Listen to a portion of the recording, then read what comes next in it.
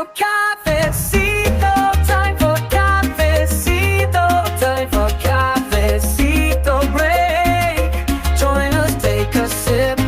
It's time to wait. Hurry on up, we've got people to shake. Time for cafecito, time for cafecito, time for cafecito break. Mi gente, it's time for Cafecito Break. On today's show, we are speaking with Doug Mainwaring, U.S. Bureau Chief for LiveSite News. And we are going to have a great conversation where we're going to talk about a lot of things, but want to focus the chat on the role of faith and human connection in these confusing times. And we're going to talk about medical freedom as well.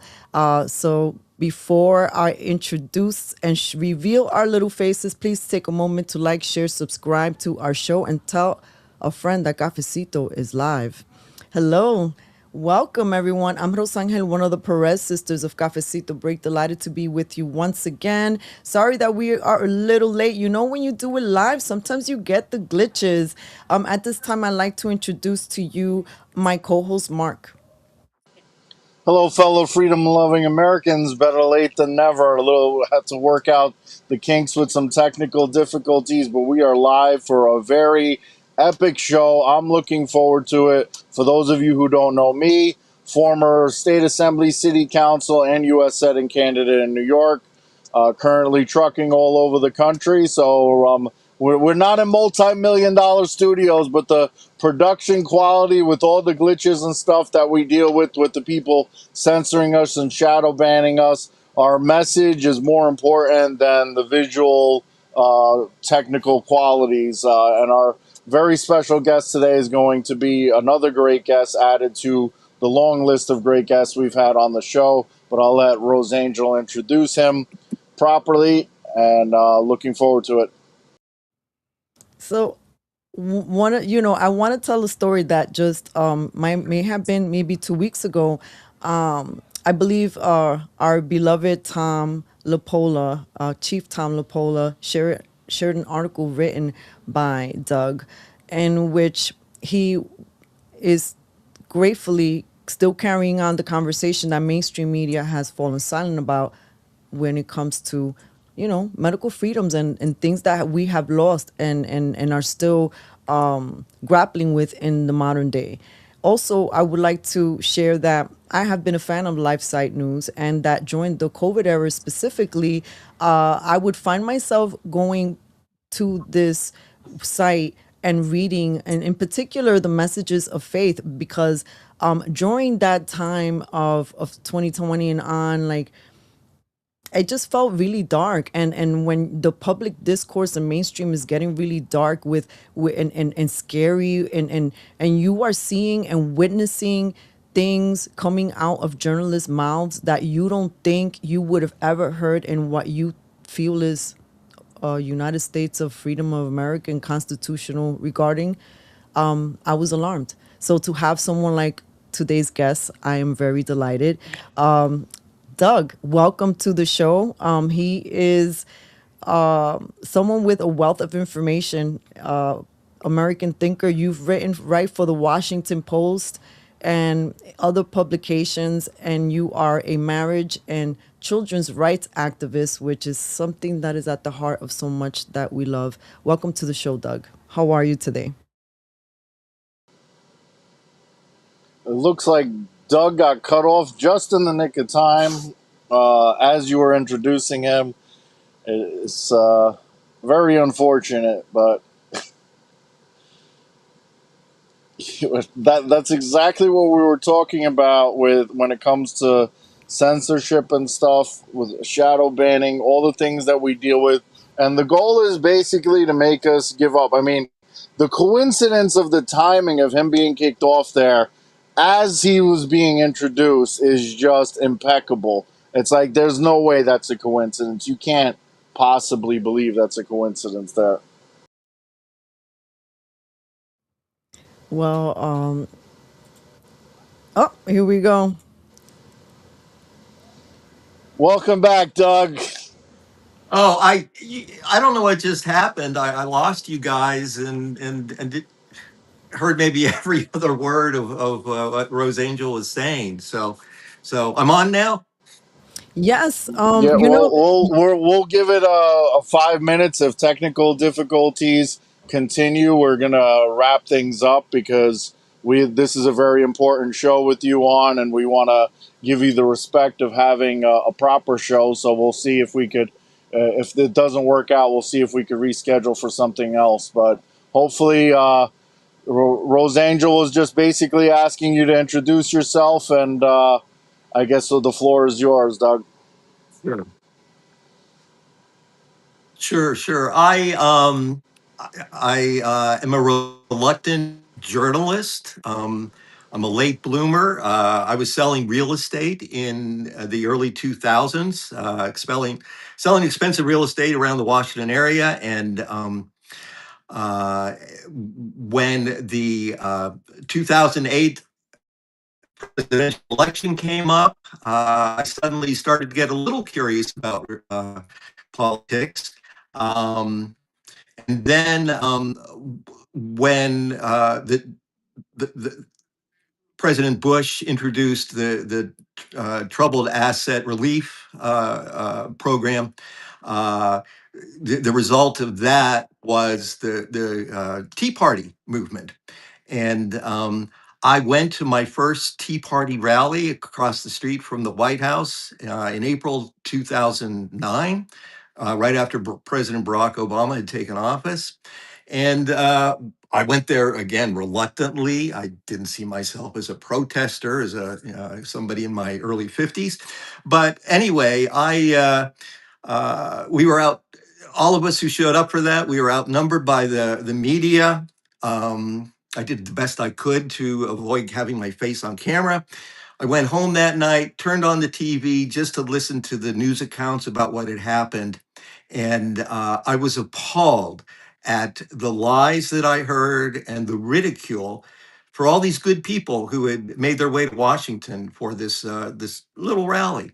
And uh, I mean, it was so bad that I turned on MSNBC and there was Rachel Maddow and then later President Barack Obama using really grotesque terminology to describe us. I mean, not only were we, you know, white supremacists, racist, rubes, uh, uh, they called us teabaggers instead of tea partiers.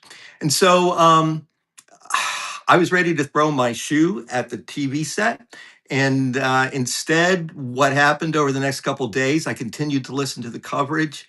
And I got radicalized. That was when I first decided I myself needed to do something because nobody else was speaking out on behalf of the Tea Party movement. And so what I did was I trained myself to be able to write a compelling commentary or opinion pieces. And it took a little while, but I ended up getting a byline at the Washington Times and sort of became their Tea Party commentator. And so that's how I got my start in all of this. And uh, eventually the Tea Party movement was essentially a libertarian movement, all about freedom, about shrinking government, about reducing taxes and reducing the influence of government in our lives. But uh, I quickly saw that what was lay beneath all those issues we were dealing with was social issues. We were looking, we had growing involvement of government in our lives because the family was under attack. Marriages were no longer intact, and so found myself becoming a social conservative. I'd never considered myself that, but all of a sudden that's what I was. And frankly, at that time, I'd been living as a gay man. My wife and I had divorced, and there I was, I felt well accepted among the libertarians. But when I became a social conservative, all of a sudden I didn't fit in. And when I changed my tune a little bit in what I was writing for the Washington Times, all of a sudden, when I started opposing the notion of same-sex marriage, this is back in the early 2010s, uh, all of a sudden my pieces were getting rejected. And just to make a long story just a little bit longer, what happened to me was that I saw that not only did I need to write about issues, I needed to have my life fall in line with what I was writing about. So within a couple years, I found a way to have our marriage and our family put back together again. It's another story I can tell you about if you're interested. But now my wife and I have been back together again for more than a dozen years. I became a marriage and children's rights activist, which I continue to be. But I'm also a journalist with a lot of interests, and frankly, being an activist doesn't pay a whole lot. In fact, it doesn't pay anything. So We know all I'm about a that. journalist in part. What's that? Did you say something, I Mark? said we know all about that, the pay scale for being an Yeah, I'm activist. sure you do. Even though some people think we get paid to protest, the only people that get paid to protest are the ones who show up to the No Kings protests that are funded by Soros and stuff like Right. that. So That is so true. I used to go undercover to the what was it called, the Occupy Washington protests. Remember Occupy Wall Street? We had them here in yeah, DC. And I dressed real shabby, so I tried to engage freely with people, and everybody I talked to said they were getting paid to be there. So I know exactly what you're talking about. um, it wasn't grassroots, it was astroturf. So yep. so anyway, I'll tell you though, I've learned a lot about what you were talking about earlier. Um, a lot of censoring goes on. I experienced that personally in trying to, spent nearly $10,000 to have a professional video made telling my personal story back in 2014. The day it went up on YouTube, it got deleted and the account was banned forever. Um, Later, after I began working for LifeSite News, we were always in the crosshairs of groups like uh, Planned Parenthood, Media Matters, who else? The Human Rights Campaign, GLAD. So when COVID came along and we started writing about the COVID itself, and then later the lockdowns, and then the mandates, and and warning people about the untested experimental mRNA shots. Um, all these different groups ganged up on us, and they convinced Facebook and YouTube and other social media platforms to totally outright ban us. We lost tens of thousands of hours of video on YouTube in the blink of an eye. So uh, the censorship you're talking about is very real. Uh, um, and They want to discourage you from. I'm going to get into a few things about how they want to discourage people. One is the shadow banning, the technical difficulties on things like this, deleting accounts. Cafecito Break is on 10.0 because she was deleted 9 times before that. Numerous wow. conservative and in some cases not conservative, just anti-vaxxers, so to speak. Their accounts were deleted constantly, and we kept coming back with new accounts. And even though I have over 10,000 followers on Instagram, I'll get like 6 likes on a post sometimes, and people think that my followers aren't organic.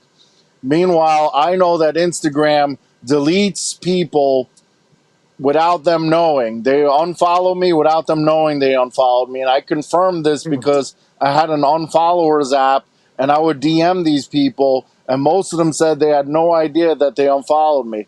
I stopped doing it because I don't even want to do that anymore, to DM people to ask them if they unfollowed me. I already had the proof that that's what they're doing, and they've been doing it for years, which is why it's very hard to grow. And they want to do that so that you give up. You know, they delete your account because it's discouraging. They want you to give up. They want to have the technical difficulties because they want you to give up. They want to delete your YouTube account because they want you to give up. All that does is piss me off more. And all that, I know that I ran for office. I know how to run a campaign without using social media. I use social media for shits and giggles. Face to face is what got me the success that I got when I ran for office, and won before it was stolen, and shocked everybody with a very low budget because I put the work out there, and manually, instead of paying for a mailer, I manually put my door knockers, which I designed myself, on all the doors in the neighborhood. The point is, like, they want you to give up. Instead of giving up, get pissed off more. People say, why? Well, what's the point of engaging if nobody sees your post? Because fuck them, that's why. I mean, I'm plain if they want me to give up, fuck you, I'm not giving up. I don't care if 5 people see the post, I'm still posting every day. And some of those 5 people that see their post, maybe they'll start posting. It doesn't matter if you have 10,000 followers or 10. Post and get the message out, because you never know who you're going to inspire. The other thing is how they discourage people is, Frank said in the comments, the media ridiculed the Tea Party, but they never ridiculed Antifa. They said Antifa was a myth, and now they claim the DSA is a force to be reckoned with. Okay, 2 things with that. The Tea Party is one thing. Then you have the Proud Boys, and just Republicans in general. You can take it on any level that you want. The Tea Party, nobody wanted to be associated with the Tea Party because of all the things that you said before. I created, if you look at my Instagram, it's pinned Let's Go Brandon, which was of the fake news, and I did a rap song with him, literally because the fake news was attacking me, so that was my response to them. Anyone that came to my profile, they saw the rap song, and it says, call alt-right, far-right, all the wrong rights, xenophobic, homophobic, transphobic, all the phobics, tinfoil hat, QAnon conspiracy theorists. That's what they call us. They call us all these names. They don't want you to be associated with the Tea Party because the Tea Party is racist, white supremacist. They don't want you to be associated with the Proud Boys because the Proud Boys was the closest thing to an organized militia that we've had in like 100 years, probably. And they wanted to shut that down. So they call, even though there was black and Hispanic members that I've met in the Proud Boys in D.C., they want to tell you that they're racist white supremacists because they don't want you associating with the Proud Boys. And they do that constantly, and they're going to keep doing that. And unfortunately, the people on our side are too afraid to say, I don't give a shit. The big picture, and I'll pass it back to you, is just the Republicans in general. Voting Republican, the R stands for racist. And they did that as soon as Obama became president. If you didn't vote for Obama, you were a racist. You saw it as a journalist for the Washington Times. If you're not writing what they want you to write, they're not going to publish it. And that's all it comes down to. The things that get the most views are the things that they want the majority of people to see. Yeah, and a couple things. One is, just to stay on the Tea Party for one more minute. Shortly after that event I just spoke about, I and a couple of other friends formed National Capital Tea Party Patriots. And we held our first meeting in a school in Montgomery County, Maryland, in Potomac, Maryland, which is a very wealthy area just outside the Washington Beltway. And our whole county is, I mean, every elected official is a Democrat. We're as blue as can be. And what we found immediately is that people, like you're saying, were really afraid to speak out. The first meeting we had maybe a dozen people show up, and every single one of them said, "I thought I was the only conservative in my neighborhood, in the whole county, in the whole Washington area," and then by the next week, the meeting had more than doubled in size and so forth. Um, Later, by September of that year, there was something called the 9/10 March that was held here in Washington. Uh, Glenn Beck was the only national face of the event. He promoted it. Um, but in the lead up to that event, the main organizers really had no idea how many people were going to show up on that Saturday morning, and maybe hundreds, maybe hoping for a few thousand. But what happened was kind of a miracle. The uh, when I first arrived that morning, there were already hundreds or thousands of people. And as the day went on, people just kept pouring out of every subway stop along the National Mall here in DC. The big event was to be held on the west front lawn of the Capitol building. And yeah, I went around interviewing people. I didn't know what else to do. I wasn't a journalist at the time, but I just felt like as a local, I needed to kind of act as a host. And every person I asked, where are you from? Why are you here? They all said the same thing, whether they were from North Carolina or Connecticut or Maine or as far away as California. They all said the same thing. I had to be here. I was under attack, and it's the only. This was the one place I had to be on this particular day. I met people who had driven through the night or flown, taken a red eye overnight to be there. Um, and by the end of the day, well over 1 million people had showed up.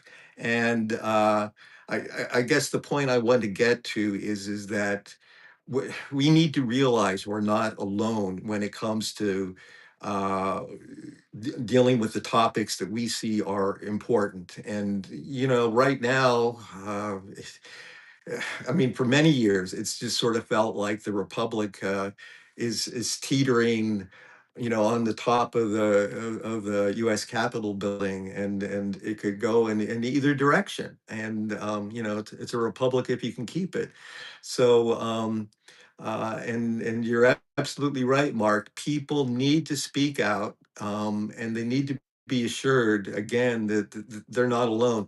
That's why LifeSite News grew so much during during the COVID years, because it was the one place that people could, one of the places, but it was a major source of information for people and interaction, and I think it assured people that they weren't alone, and so yeah, I mean that's a main takeaway for me from all this.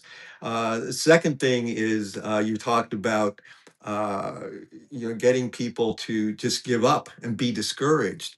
I guess it was 3 weeks ago now that I was in New York City for former fireman O'Brien Pastrana's hearing, and uh, and you've told his story before on your show. Is that correct? Yes, and I've shared his Oh, testimony okay, a good. few times. So people know that he got royally shafted by the New York City and the fire department. He against his better judgment, at the very last minute, he agreed to take the mandated vaccine in order to keep his job. He immediately had an allergic reaction to it. Um, he, in order to again to remain employed, he had to take the follow up, the second jab, and and he didn't want to do that, and he couldn't get a medical exemption from that. And I won't go into to why exactly, but it was denied, and so he ended up taking the shot, and and immediately had a severe reaction. I believe it was myocarditis.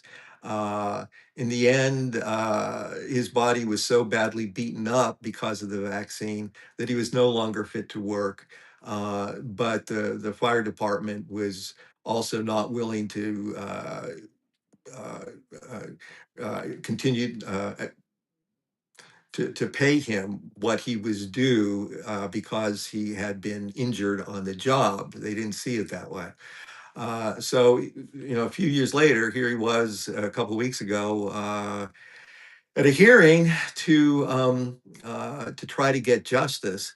But here's the thing: they want him to give up. The city wants him to give up. Who's ever running the fire department now wants him to give up. And the city has the means, the funds to keep this thing in court for years. But I'm sure the idea is they just want poor uh, uh, O'Brien Pastrana to call it a day and to just walk away from this. So, and I pray that he does, and I pray he gets the support that he needs to keep up this fight. But you're absolutely right, Mark. That's what they want to do. Yeah, I mean, with a lot of employers, I thought it was city employers too. They have disability coverage, not workman's comp. Workman's comp is you're injured on the job. Disability insurance, with every job that I've had the option to buy disability insurance, and I sold disability insurance, so I know how important it is, and he should be covered through that, not Mhm. workman's comp. But that's a different story. I'm surprised that it even came to that, where they should have taken care of him. I mean, if he got cancer or something, like, what difference does it make whether it's a vaccine injury or a different disease? Right. It should be covered. Workman's comp is on the job, but there's disability coverage for any type of health issue or whatever the case may be. But yeah, Yeah. RA, is there something you want to add? Well, I wanted to, now that we're on the subject of COVID, I wanted to reference the article that even inspired this conversation that Doug had written on LifeSite News. And I invite folks to check it out after the show. The unvaccinated, well, let me read the title. The Dirty Plague Rat Trauma Surgeon describes how the unvaccinated were treated during the COVID pandemic. The vaccinated and unvaccinated were treated differently by medical professionals. Now, in blue cities, I know Doug is in Washington. We here are, well, I'm in New York City. Mark travels in his truck, and okay, and when he can, he comes back to New York City. But people want to forget this time, Doug. They want to Yeah. dismiss it. And I get, like many, infuriated on multiple levels when it comes to the story that you just shared about O'Brien, and then pointing out that the city has resources to continue to fight this in court. I'm sitting back thinking, why isn't the city using these resources to make this right? of course, that's in being in a Pollyanna world. But then pulling back, we have the current mayor who's very dedicated on workers' rights and workers' justice, right? And he even has a commissioner that he's positioned to focus on workers' justice. But it just seems to me this is not anything they're going to focus on. I have asked directly. Of course, I got the political response, which is a long winded response that says nothing. Yeah, yeah, I don't think there are that many people speaking out today, hoping to get uh, justice anymore for anyone who may have been damaged in any way by the COVID vaccines, mandates, or, lockdowns, whatever. I mean, I remember during the height of the COVID lockdowns. I mean, you remember what it was like? I think you were talking earlier about what a dark period that was, and how many businesses were not only shut down but ruined forever, and kids being tossed out of being banned from going to school for what, in some cases more than a year. um, it's a horrible, horrible period in our history, and we've just come out of it.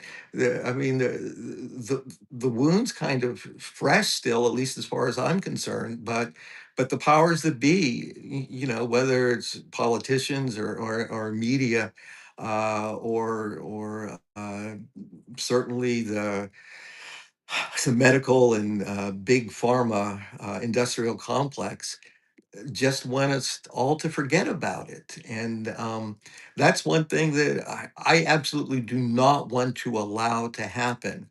I was really heartened by what's happened in the U.S. military under President Trump and Secretary of War Pete Hegseth. There's finally some degree of justice for all those poor folks who were forced out of their jobs because of they were denied medical or religious exemptions to the COVID vaccine. Uh, I really had hoped, and yeah, I'm so naive. I sort of expected that would start a cascade, and that would carry over into, cities like New York and to other businesses and so forth. I've spent a lot of time also covering what's happened to U.S. airline pilots because of they were denied exemptions to the COVID vaccine. And they've undergone the same horrible treatment that the FDNY folks have. And sadly, there's no justice in sight for any of those groups outside the military.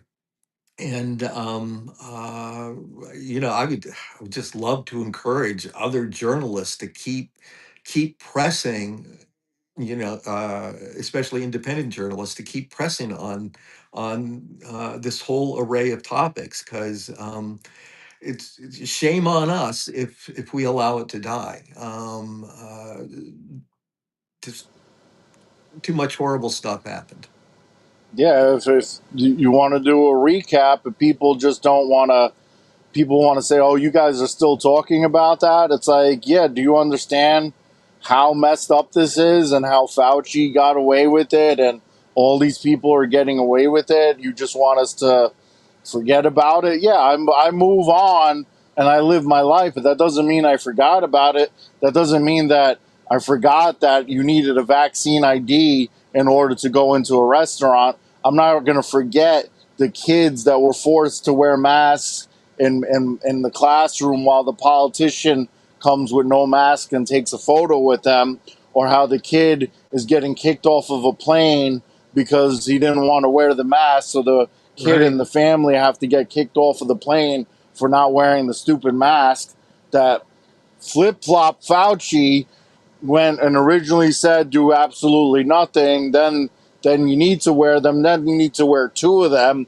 and it's like they're fucking with us the whole time. And I don't like to use the foul language, but sometimes I really got to get the message across, and that's exactly what they were doing. They were fucking with us. It's comedy to them. It's like the Simpsons episodes where you have all these evil people in a room and it's like, let's do this or whatever, and then it's like they laugh. It's like, let's tell them to wear two masks. It's like they get a kick out of it, So, and it's just it's sick, and it's not something that we're gonna forget. Unfortunately, the people that deserve to be punished aren't going to be punished, and unfortunately, more and more people have given up and don't talk on social media anymore. They just move on with their lives. They give up on politics. It's a very tough battle, and I'm worried about the midterms because I know the Republicans shit the bed and didn't do what everyone was hoping they were going to do. But if the Republicans lose the House and the Senate, which they probably will, because a lot of people just want to stay home and say, I'm sick of it, it's a uniparty, it doesn't matter. That's the excuse, because you're going to let the Democrat socialists take over Congress and the Senate, and it's going to get a lot worse, and it's because people want to stay home. And that's the unfortunate reality. And unfortunately, a few thousand people might see this, but the majority of the country won't. And they need to really wake up. And it's up to literally everyone, whether you have 10 followers or 10 million, to go and say, yes, elections get stolen. Yes, there's some shady stuff going on. Yes, the person you voted for didn't do what you thought they were going to do. But the people who will win if you don't vote will do what they want to do. And what they want to do is fuck you over a lot worse than the government has before. The reason why we keep talking about this is because it's not over.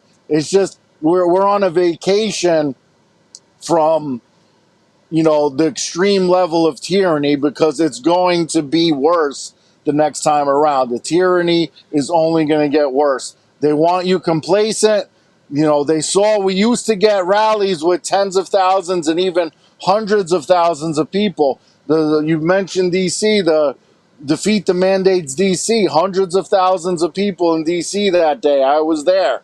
And we've got tens of thousands with the Bravest for Choice marching across the Brooklyn Bridge. No, they see that, and they saw all the pushback that they were getting, and they gave us a little bit of our freedom back. But as soon as people become complacent and they know that they could screw you over again, that's exactly what they're going to do. And I know that the topic, the headline for this is about faith and everything. So I do want to talk briefly about on the faith side. I notice a lot of the people and among the freedom fighters, are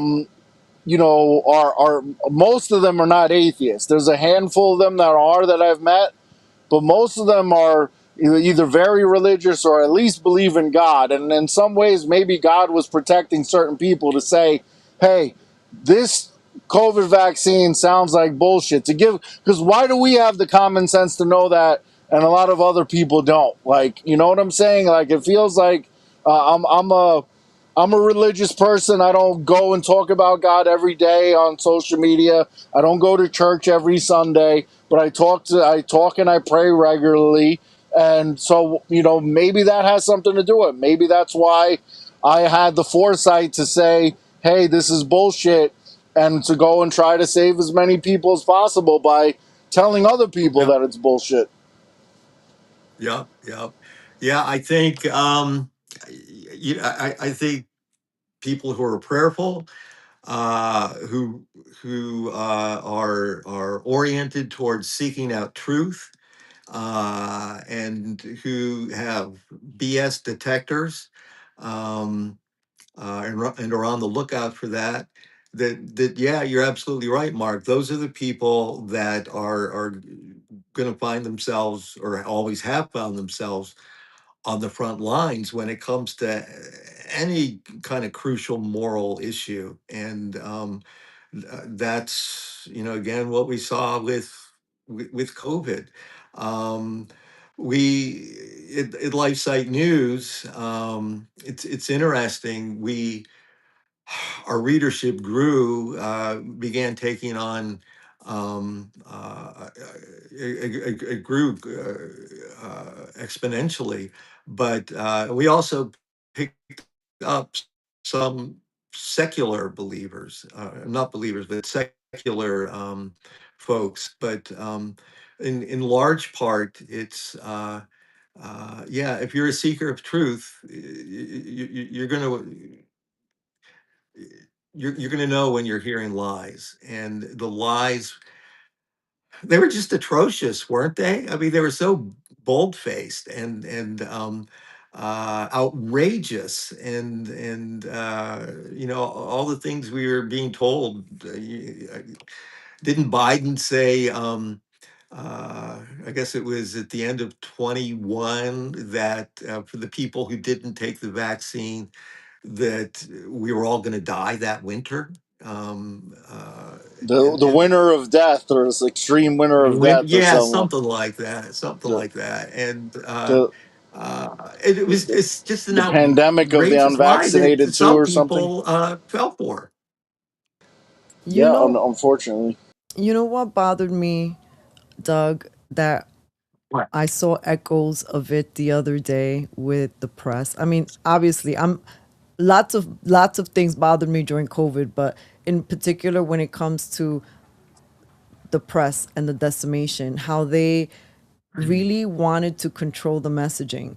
And when it was obviously getting away from them, then when it still wasn't enough, because people were still finding ways through censorships, through takedowns. People were creating code words and creating Facebook pages coded language to refer to the jab, and Well, Facebook yeah. would catch on and just decimate the pages. And they were so sloppy in those takedowns that people did wake up, because then even the common folk were like, what's going on here? This seems excessive. Now, just the other day when Trump addressed the nation, I heard some of the media echo some of the things that reminded me of the way they wanted to take hold of the messaging early on during COVID. Like, we're the mainstream media, so we're gonna listen for you, and then we'll decimate the message. If we'll do it. And don't do research, don't listen to those alternative media people.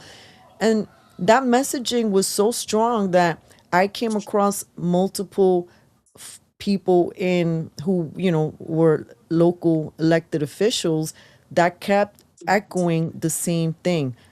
One of the problems that we have right now is alternative media and independent media and all their disinformation and misinformation. I was like, what's happening? What am I living? What am I dreaming? The people who we were looking at, the ones that looked like us, the ones that sounded like us, the ones that were even our religious leaders, they all went silent. A lot of the churches went silent. And of course, you do some digging, and the ones that spoke up, some of them lost their ability to even be a part of the church anymore. I mean, it was really ruthless and brutal times. Yeah, Yeah, the, it certainly was. Yeah. Um, but I think, one thing we have witnessed, though, on the positive side is that the legacy or the corporate media has certainly been encountering difficulties over the last few years. The Washington Post certainly has. Uh, the trust in media has gone way down. Um, uh, that's something that, at least, uh, that's maybe a silver lining from everything we went through with COVID.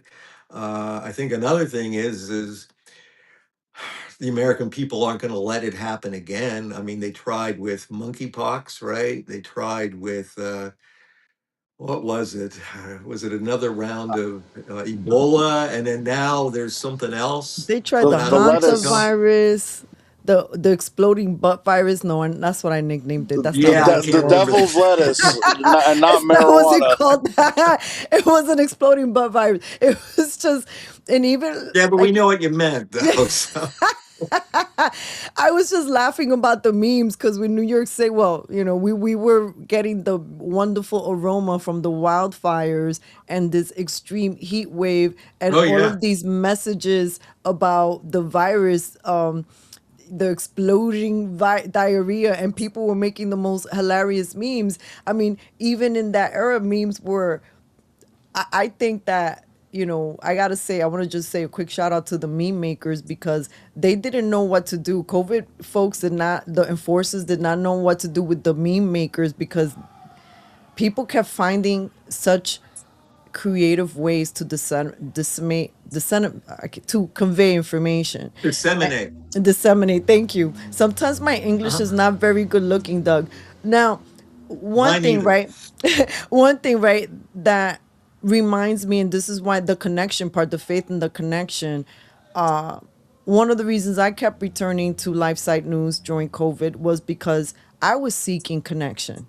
I was seeking Mhm. more of a human connection when I'm looking around. I mean, I was going outside every day during COVID, but a lot of times people were social distancing and, very afraid of one another.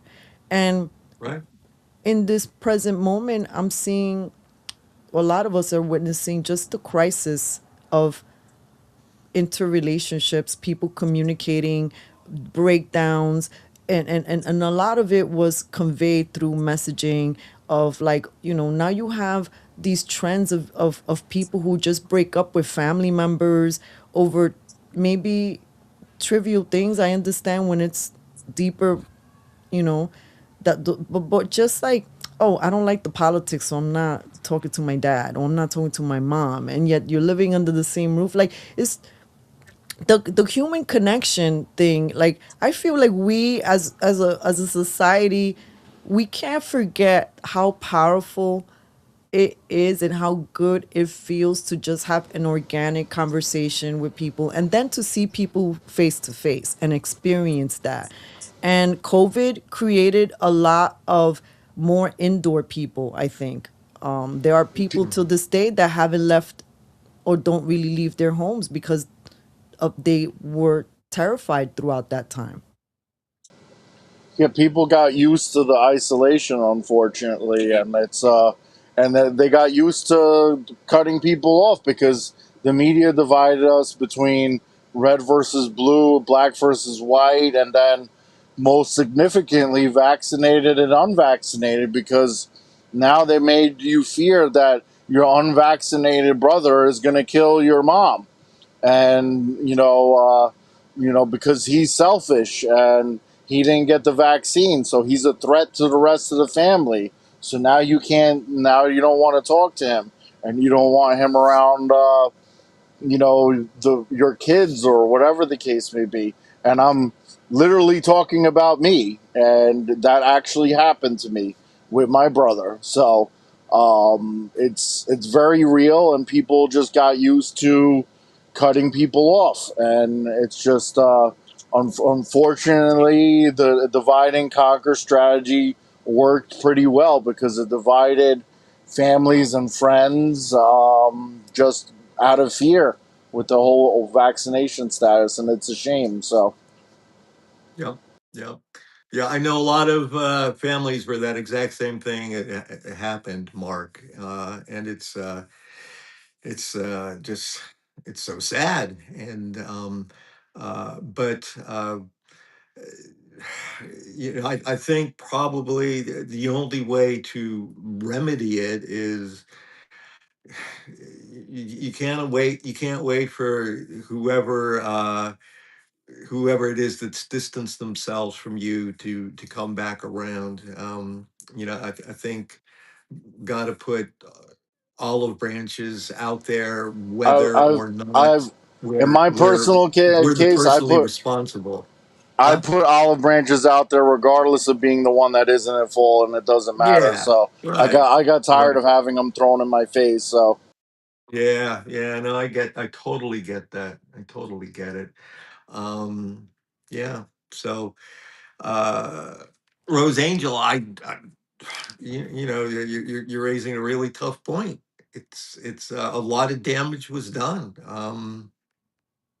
You know, I have to, want to share a personal story too, Doug, that I hear what you're saying. I think that, I'm so naive sometimes that I get pulled into little circles to be like, stop doing that. You're playing yourself in front of human beings. Like, if they don't want to say hi to you, let it go. If they don't want to like hug and kiss you, or just if they disconnected from you, even though you don't understand why it happened, you didn't have an argument, you never fought with them, you never disrespected them, you've never even called them out by name, and you just got frozen out because you were advocating for medical freedom till this day. So I mean, just a few weeks ago, like had seen someone that looked like they were injured, and I was so happy. I was like, oh my god, and then all of a sudden the person looked at me and was like, oh, we're doing that now, we're hugging. And I was like, why am I Yeah. so Yeah. stupid, and so then, and I felt stupid because I was like, oh, I'm like, I didn't read the room.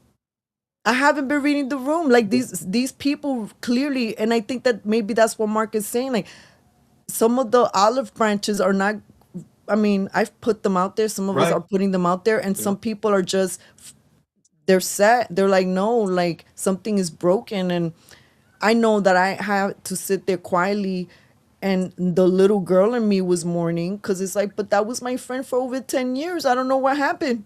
you know, I Yeah. want us to be friends again. And then the adult in me is, read the room. This is not what it is anymore.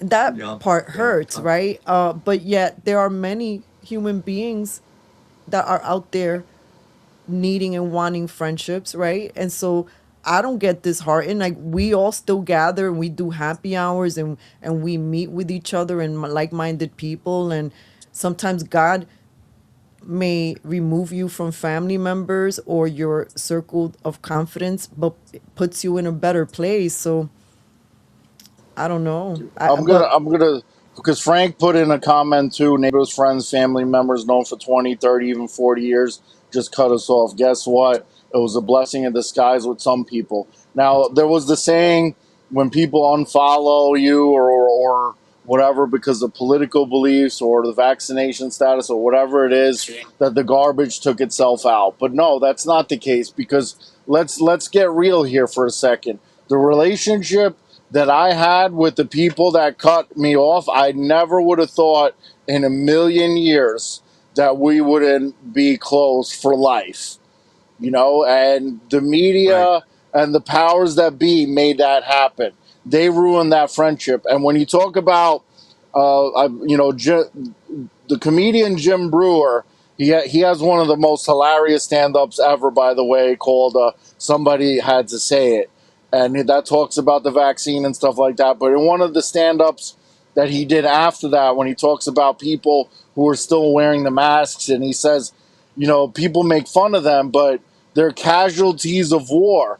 And when it comes down to it, this was a psychological war with fear mongering. And you talk about the I think it was a KGB experiment or CIA, whatever it was, where if you submit somebody to fear consistently for a certain period of time, I don't know if it's 3 months or whatever it is, it doesn't matter what information comes out after that, they will believe the story. And they believed the story with COVID. They feared for their lives. They feared for their families' lives. They thought you were an inconsiderate asshole for not wearing a mask or not wearing the vaccine.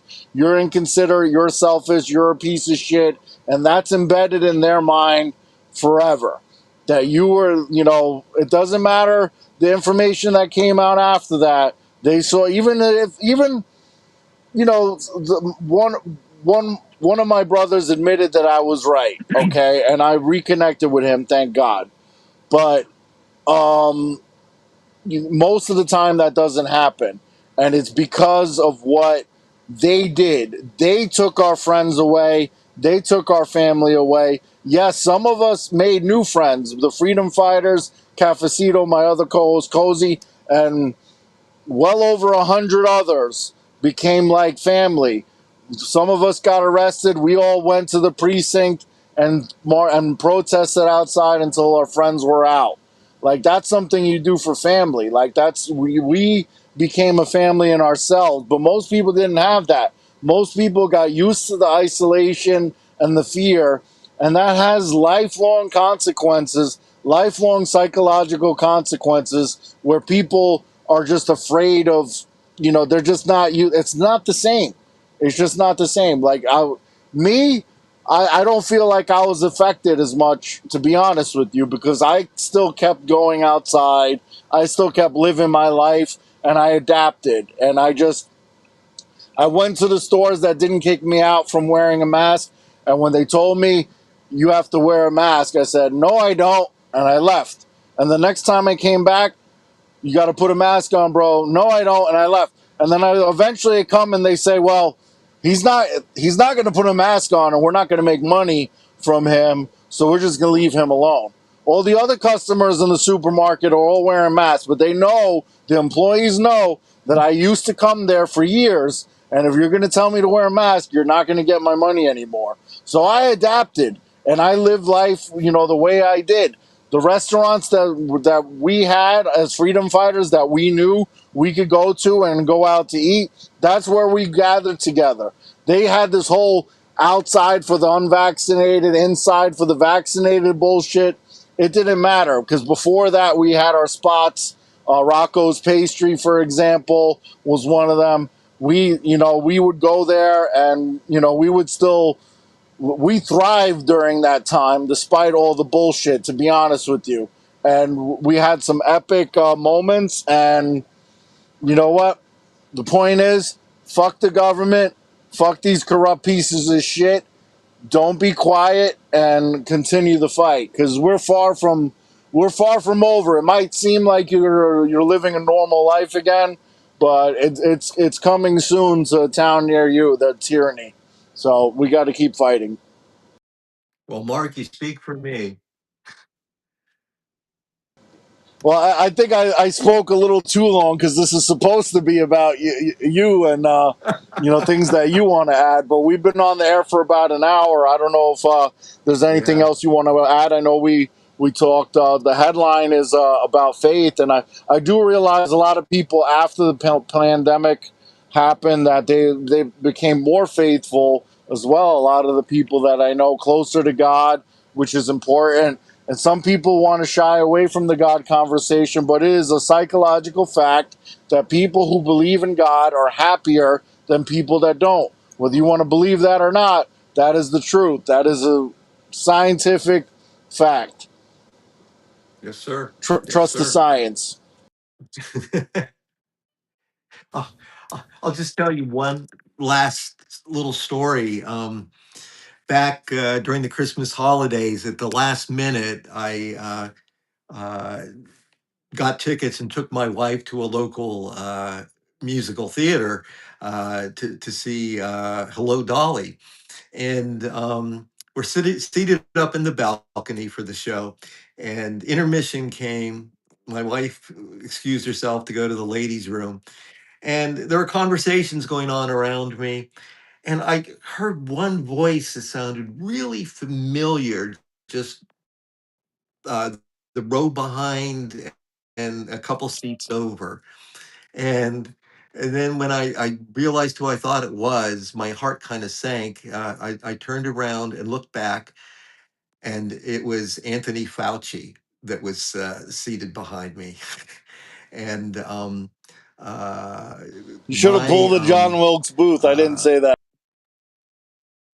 well, that's the thing. That's where my brain went immediately, Mark. I thought, we're in the balcony. He's not a big guy. I could probably toss him over the balcony Oh no! Oops! and How get did away that with it. happen? He tripped over my foot. I don't know. Yeah. But what killed me was afterwards, the whole cast of the show gathered on stage and posed with Fauci in the middle of them.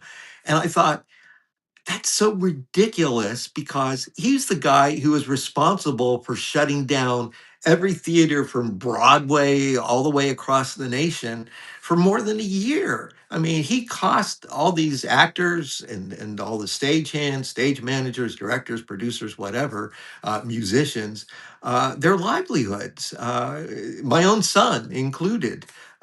He's a New York actor. So, uh, uh, even those people who should have, frankly, given him the finger instead of posing with him, but they were willing to forget.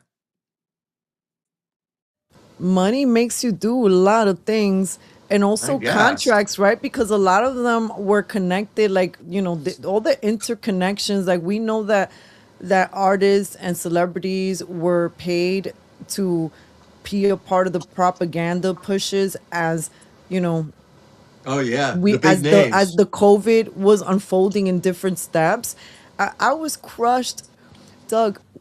I have one. I mean, music, television, right? So I met a lot of celebrities, but there's one artist that I absolutely love. He came out in Spanish and with a song like the chorus was, "You got to put the jab, you got to take the jab, cause then you want to travel, cause you want to travel." And I'm like, oh no, no, not my favorite artist. No, a Yep, lot of them yep. did that.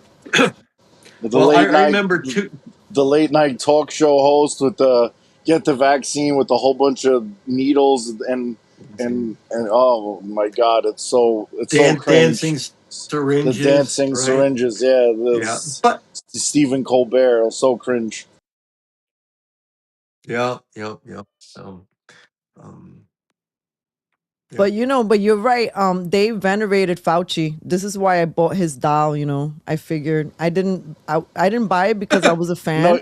you bought it because you're doing voodoo with it. Just tell the No, truth. bendito. Look. Yeah. Do you In need any I, case, needle? yeah, look, I it endorse says that trust the method. science. Let me know how I can help. It says trust the science. I don't know, but he's wearing a little mask, and I'm gonna keep him in there in his little box cage. Doug, thank you for bearing with us in this interesting. We started the show late, but I love the conversation, and I hope that you will join us again in near future because you have such an extensive knowledge base. You are covering the issues, the mainstream issues. There are conversations that I would like to have with you in the future that we didn't get to talk about today, that are more like social, cultural, what's happening with some of the agendas that we're seeing from the left. And these are things that I would love to explore, and get your insights on if you would like that. But as we are wrapping the show, what are any messages that you would like to leave us with, or something that we didn't maybe think to ask you for today's conversation?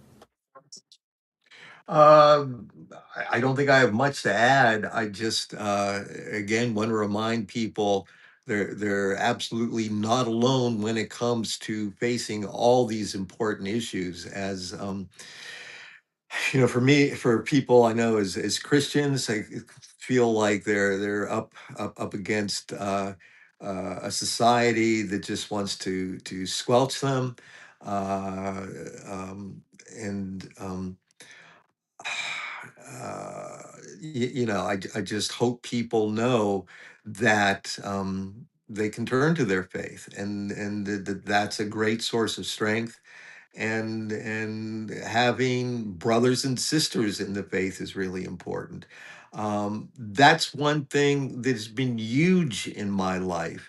One thing I failed to mention was that when my wife and I divorced, we left our church, and it wasn't until after we got back together again that we came back to our church.